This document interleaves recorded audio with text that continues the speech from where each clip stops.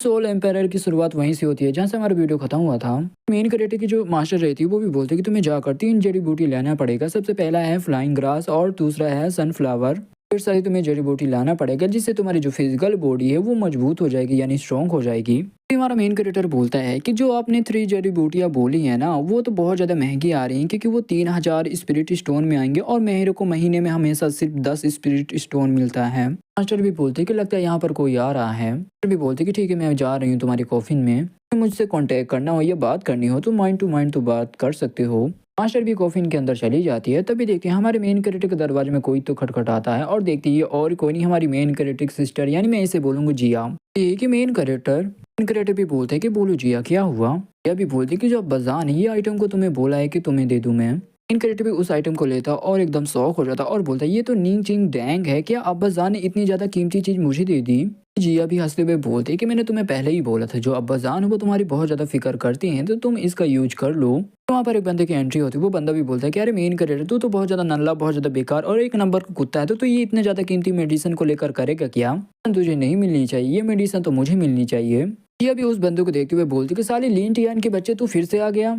मेरे रहते हुए तू बिल्कुल भी मेन कैरेक्टर को परेशान नहीं कर पाएगा ना, तो मेरे रहते हुए उसका मेडिसिन तू छीन पाएगा।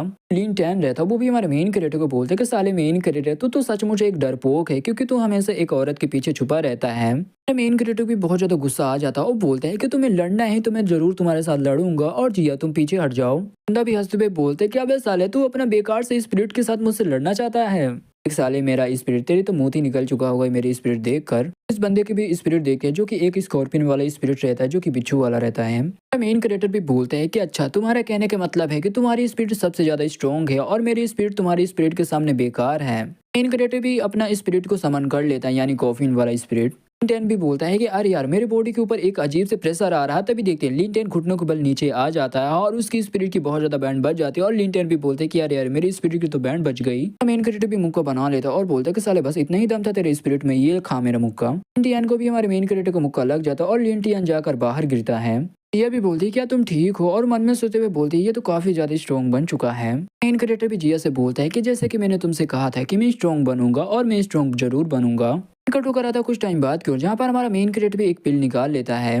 पिल को वहीं पर खा लेता और कल्टीवेशन करने लगता हमारा मेन कैरेक्टर। कल्टीवेशन जो पावर है वो 5 स्टार वॉरियर की जितनी हो चुकी है और मेरे को और भी ज्यादा अपनी कल्टीवेशन पावर को बढ़ाना है तो मेरे को जाकर जो बीस्ट माउंटेन वहां पर जाना पड़ेगा। बीस्ट को मेरे को हंट करना पड़ेगा, उन्हें मार के उनका जो कोर है वो मेरे को हासिल करना पड़ेगा और जाकर मैं मार्केट में जाकर उन्हें सेल कर दूंगा जिससे जाकर मेरे को जो मेडिसिन वो भी मिल जाएगा। जो हमारे मेन कैरेक्टर की मास्टर रहती है वो भी माइंड टू माइंड हमारे मेन कैरेक्टर से बात करती है और बोलते हैं जो बीस्ट माउंटेन है वहाँ पर भी तुम्हें ये जड़ी बूटियाँ मिल सकती है मगर मिलने का बहुत ज्यादा कम चांस है। हमारे मेन कैरेक्टर को दिखाया जाता है जो कि हमारा मेन कैरेक्टर का जो कल्टीवेशन रहता है वो ऑलमोस्ट कंप्लीट हो चुका रहता है।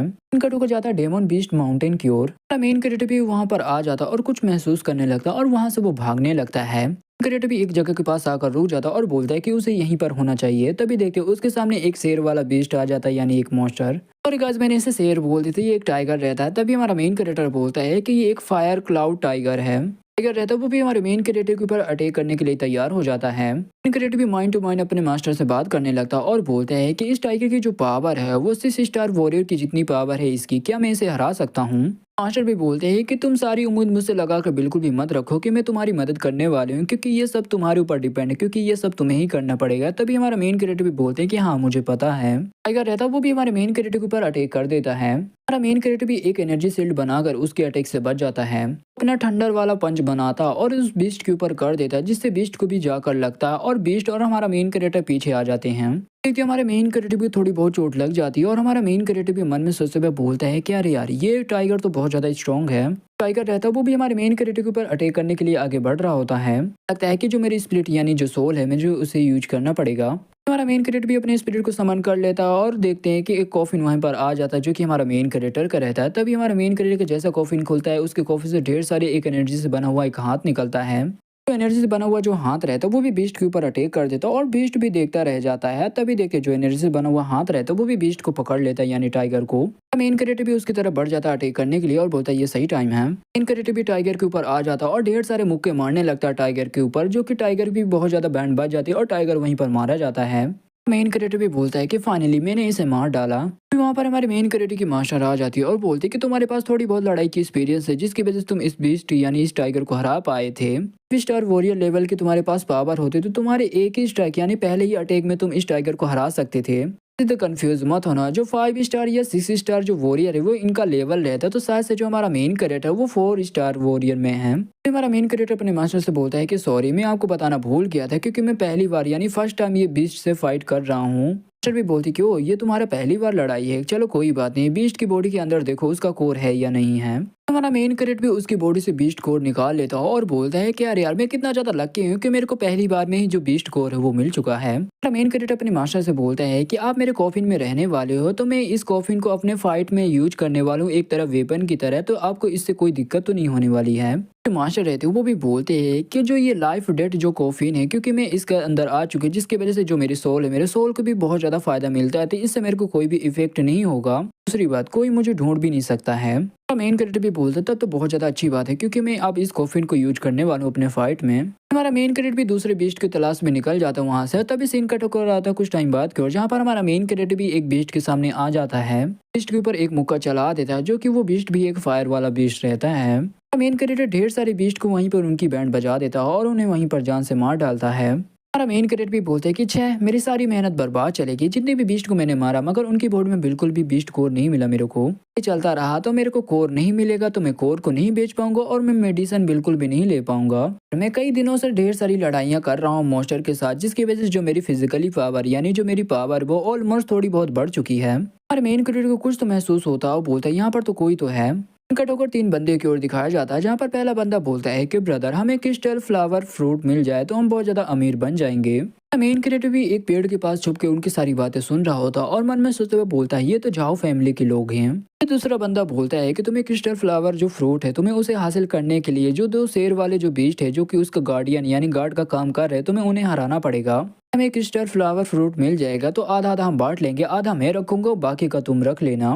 वाला बंदा भी बोलते हैं कि हाँ ब्रदर, तुम आधा रख लेना, बाकी का हम रख लेंगे, तुम चिंता मत करो, जब तक तुम हमारे साथ हो तो हम उन बीस्ट को हरा सकते हैं। तो वो तीनों बंदे रहते वो भी वहां से चले जाते हैं। हमारा मेन कैरेक्टर बोलता है क्रिस्टल फ्लावर फूड देखा जाए तो ये एक सेकंड क्लास का एक मेडिसन है, और ये मुझे मिल जाए तो मैं इसे 6 या 7 हजार स्पिरिट स्टोन में मैं बेच सकता हूँ।